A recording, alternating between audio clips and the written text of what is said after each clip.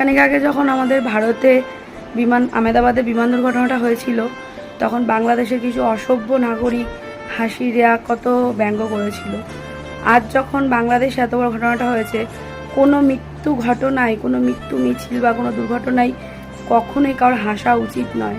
সেটা যেই দেশ হোক, যেই রাজ্য হোক, যেই হোক, কিছু মানুষের দুর্বলতার সুযোগ নিয়ে অনেক কিছু বলে, অনেক কিছু ব্যবহার করে। কিন্তু আমাদের সেই ভারত থেকেই ডাক্তার, নার্স, এটাই হওয়া উচিত, এটাই শিক্ষা হওয়া উচিত, মানুষের বিপদে পাশে দাঁড়ানো। তো সেটা আরও একবার ভারত প্রমাণ করলো যে এই বিপদের সময় বাংলাদেশের পাশে আমাদের ভারতবর্ষ আছে। এর জন্য আমি স্যালুট জানাই আমাদের মন্ত্রীদেরকে, আমাদের প্রশাসনকে, যারা আমাদের এই বাংলাদেশের জন্য এত কিছু ভেবেছে। তো যাই হোক, কখনোই কারোর দুর্গতিতে হাসা উচিত নয়, আর কাউকে নিয়ে ব্যঙ্গ করা উচিত নয়। তো সবাই ভালো থাকুক, কেন খুবই দুর্বিষয় চারিদিকে যা অবস্থা, সাথে আমাদের খুব সাবধানে থাকতে হবে।